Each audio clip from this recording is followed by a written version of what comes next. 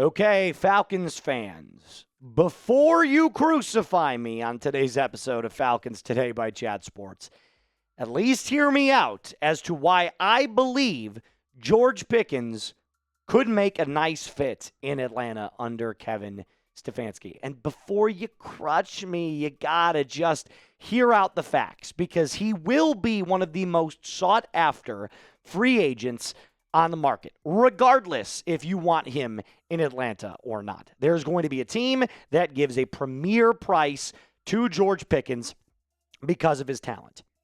I'm also here to tell you that I'm not the only one making this up.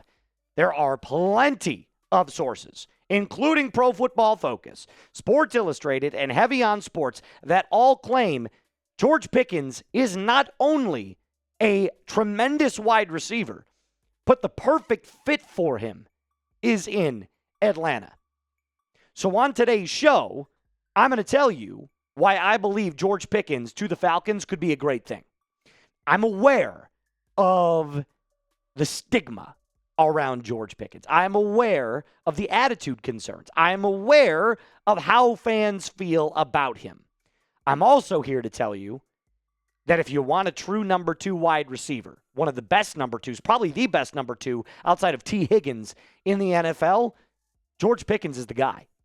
So, if you would welcome George Pickens onto your football team, your Dirty Birds, do me a favor and smash that thumbs up icon. If you don't want him, don't hit the thumbs up icon, but keep watching the video, because I'm going to tell you why I believe his talent can only add to what this team is building.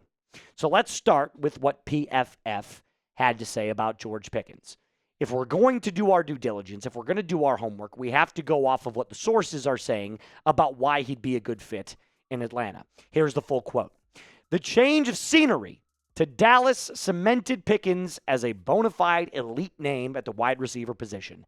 And entering his age 25 season, he'll have no shortage of suitors this free agency cycle.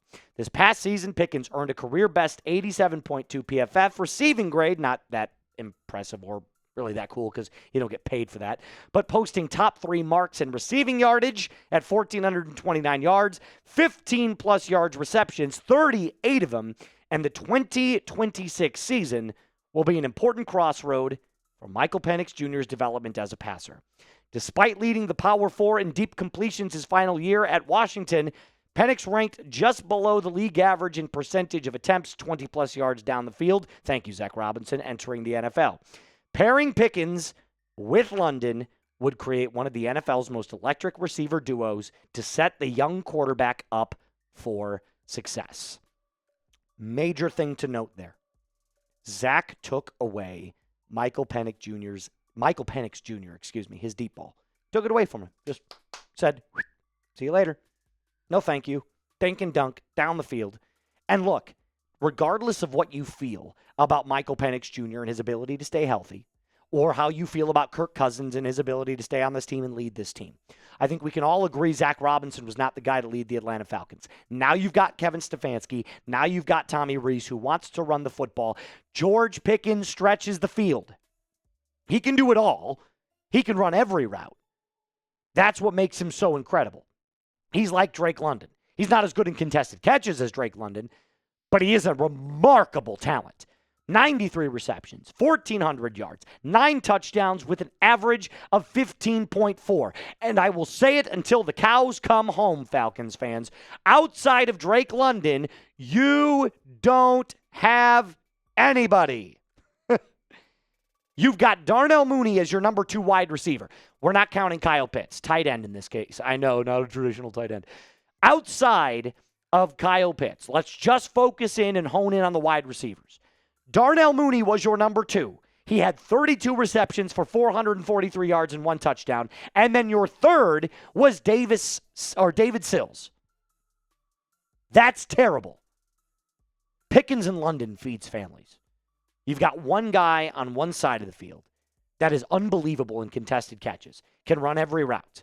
And on the other side, a bona fide deep threat, explosive, big play, strong off the line, can bully opposing corners on the Y side. Then you add another slot corner, a slot wide receiver to your offense. You fix the wide receiver problem. Oh, silly me. He's already got the connection in Georgia. What's that coming down the track? It's George Pickens in the red and black. That was corny, but you get my point. You get that. You get my point. He's got the connection. He's got the talent. Falcons have the need. And coming up in the back half of this episode, I'm going to tell you how they can create the cap space in order to make it happen. But before that, I got to ask you real quick. Do you want George Pickens on the Falcons? Yes or no? Look, I'm not going to be destroyed if they don't get him, but I will be elated if they get him because of the talent alone. Speaking of, what would it cost to get George Pickens? That's the thing that it comes down to. Pickens is young. Pickens is full of fire. He's full of spunk. He's going to want his money.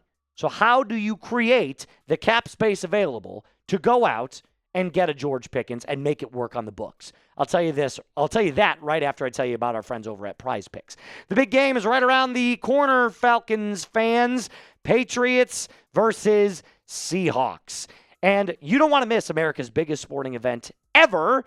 And with the big game right around the corner, that also means your last chance to get in on the football action before the end of the season. So, close out the season the right way with Prize Picks by getting $50 instantly in lineups when you play your first $5. They got a brand new feature alert. Prize Picks now has early payouts, meaning if your lineup gets off to a hot start, you now have the option to cash out those winnings before the game even finishes. You can choose flex play. You can choose power play. It doesn't matter how you play. You just have to play on Prize Picks. Picking a lineup takes 30 seconds. You pick your player more or less on their stat projections. You watch your money multiply up to 2,000 times your cash this football season. So do me a favor, download the app today. Use code CLNS to get $50 instantly in lineups after you play your first $5 lineup. That is code CLNS to get $50 in lineups after you play your first $5 lineup.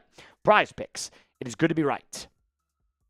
The going rates, cha-ching, for George Pickens would be damn near $30 million per season. Hefty amount. I'm aware. We don't need to be intimidated by the dollar sign there. I'm going to tell you why it can make a little bit of sense here. But ESPN did a really good job of laying out the financial aspect of George Pickens' contract. If the Cowboys decide to let Pickens test the open market and move on after one season, it would be stunning if he landed anything short of $30 million per year with a multi-year guarantee. $30 million, notably, is a lot to give up. I'm aware of that. I can acquiesce to that. However, the cap is always manipulatable. Manipulated? Either way, whatever that adjective is, that is what it is. You can manipulate the cap in as many ways as you see fit. Here's 4 ways that you can do it. You can defer salaries into signing bonuses. You can let players test the open market, like David Onyemata, Arnold Ebiketie, Kyle Pitts. You can cut Darnell Mooney, even though he's got one more year left on his contract. Or you can restructure contracts. All 4 of these, by the way, you could do. So let's just think about it. If the cap is fluid and you did any 4 of these moves right here, plus the Kirk Cousins restructuring that you've already done, you could create up to probably $50 million in available cap.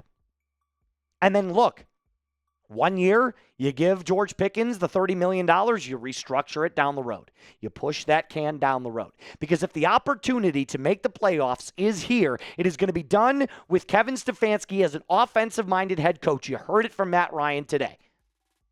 Oh, and also, by the way, a team that is currently in our division is notorious for this cap manipulation. The Aints are the kings of pushing the cap down the road, the money down the road. Now, I will caution you about this. If you continuously push the money down the road and you make the wrong decisions, then you will only further dig yourself a hole. That's where it becomes a little bit tricky. Just a little bit. But if we trust Matt Ryan, if we trust whoever the new GM is, we will trust that even pushing that money down the road will end up making us champions in the short term rather than the 10 years, 15 years down the road. The Dodgers are doing this right now in baseball. They just defer all of the money on these loaded contracts to like 20 years. Look what they did with Shohei Ohtani. Jack, we've got our baseball insider here at Chat Sports. What is Shohei Ohtani's number that he's made this year? Was it like $2 million? It's like $2 million.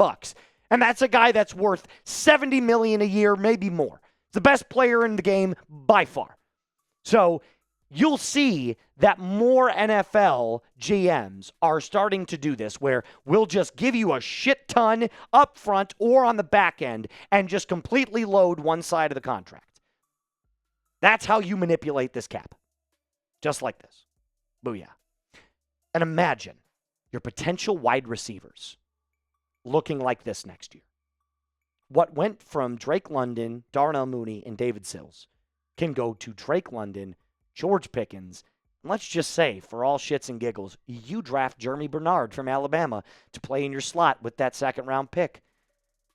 That is not only a great wide receiving trio based off of what we saw from Jeremy Bernard this year in college, that could be easily argued as one of the best wide receiver trios in the league. That's how close the Atlanta Falcons are. We're a few weapons shy of not just making the playoffs, but winning this division outright. That is how I'm a big fan of just splashing it as freaking hard as I can in free agency and the draft. Attack the offensive side of the football. All of the best teams, with the exception of the Seattle Seahawks, who even made their own offensive surges this year. All of the best playoff teams have loaded offenses. All of them. Or a great quarterback. Name the position the Falcons should target in the draft. It's wide receiver, or it's nose tackle, or it is another outside corner. Maybe it's all of them. Maybe it's a little bit of offensive line depth as well, but I think you have to solve the wide receiver problem no matter what. So do me a favor, subscribe to the channel, like today's video, get down into the comment section, share your thoughts and opinions with me. Until next time, Falcons fans, rise up and be cool.